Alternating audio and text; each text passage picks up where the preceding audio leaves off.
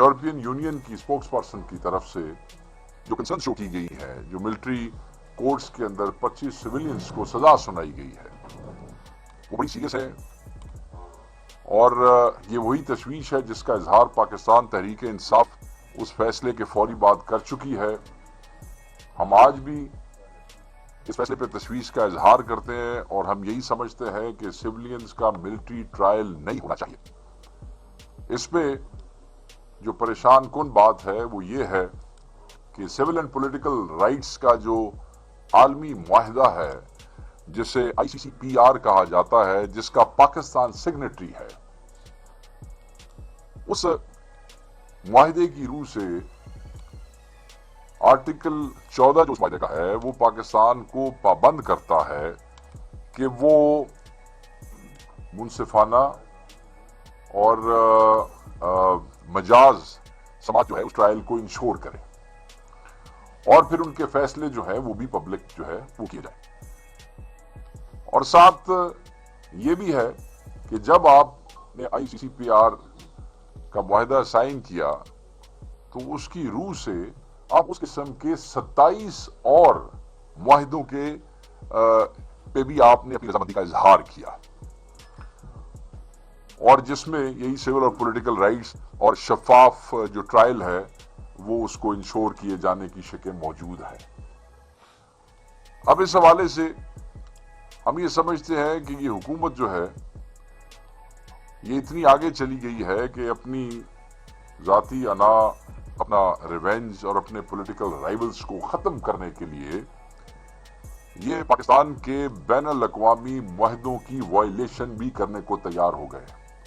और न सिर्फ ये कि यूरोपियन यूनियन के स्पोक्स पर्सन ने इस पे तशवीश का इजहार किया है, बल्कि अगर आपको स्टेटमेंट आपकी नजर से गुजरी हो तो उन्होंने GSP+ स्टेटस के हवाले से भी अपनी कंसर्न शो की है।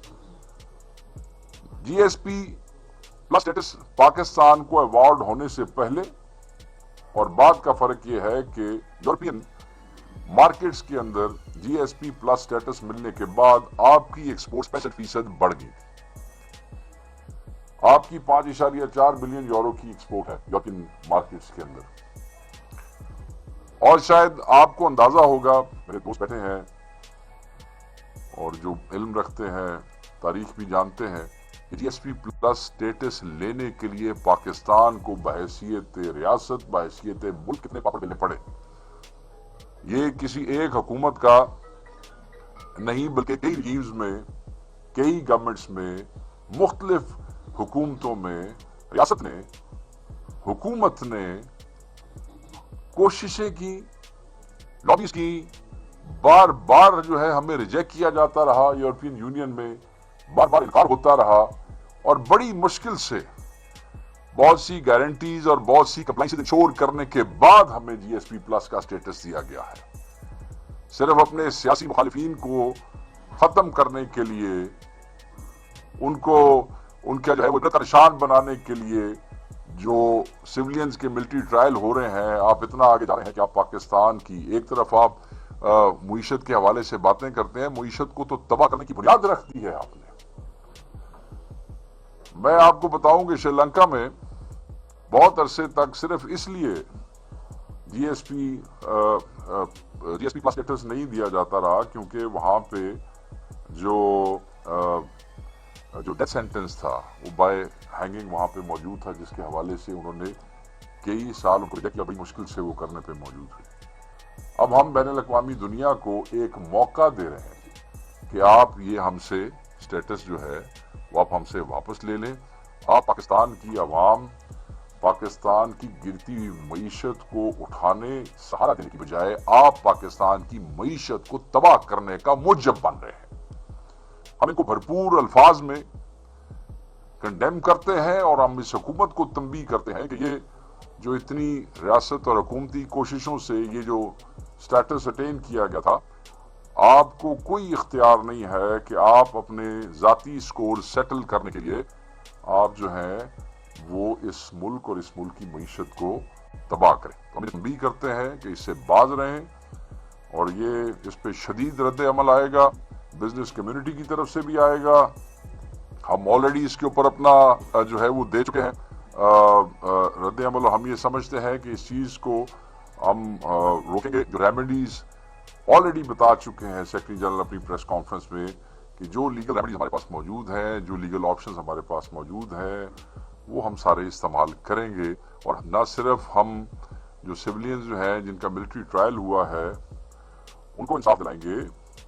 बल्कि हम पाकिस्तान के खिलाफ जो ये साजिश हुकूमत कर रही है इसकी मीशत को तबाह करने की, हम उसको भी नाकाम बनाएंगे इंशाल्लाह ताला। दूसरा एक अहम इशू जो आज we must discuss with you, वो ये है कि अल-कादिर ट्रस्ट केस का जो फैसला है वो आज होना था और उस फैसले को मुअख्खर कर दिया गया है। हम सिर्फ ये पूछना चाहते हैं कि फैसला क्यों मुअख्खर किया गया है, और मुझे समझ नहीं आ रही कि ये फैसला जो है वो कहाँ लिखा जा रहा है कि वो जो है इतनी मुश्किल पेश आ रही है कि जब फैसला सुनाया जाना था तो उसको मुअख्खर कर दिया गया है। हम ये समझते हैं कि ये बरीयत का केस है, इस केस में कुछ भी नहीं है, और एक ऐसा केस जो बरीयत का केस है, जिस केस के पल्ले ही कुछ नहीं है, वो फैसला लिखना बड़ा औखा काम होता है। मुझे अंदाजा है कि फैसले हो भी जाते हैं, मगर मैं ये समझता हूं कि शायद ये इस बात से डरते हैं कि इस किस्म का कोई भी फैसला जो आएगा वो हायर कोर्ट में और हायर जुडिशरीज के सामने जब पेश होगा तो शायद पहली पेशी पे ही ये फैसला उड़ जाए। तो बड़ा हौसला करना पड़ता है। हम ये समझते हैं कि क्योंकि इस केस के पल्ले कुछ नहीं है और ये एक सियासी इंतकाम की बदतरीन मिसाल है, जिसमें इमरान खान साहब को और उनकी ज़ौजा बुशरा बीवी को जो है वो सजा देने का माहौल तो आपको पता है। एवरीबडी वाज एक्सपेक्टिंग कि आज बल्कि खान साहब का बयान आया कि बिल्कुल ये ऐसा ही होने जा रहा है जो माहौल से लगता है या गुफ्तगू से लगता है या जो लॉयर्स हमारे हैं जो उन्होंने आके बताया। तो मैं ये समझता हूं कि ये मनगढ़ंत सी एक कहानी बनाई गई थी जिसका मकसद सिर्फ और सिर्फ इमरान खान को झुकाना था, मगर हमारे कायद को झुकाना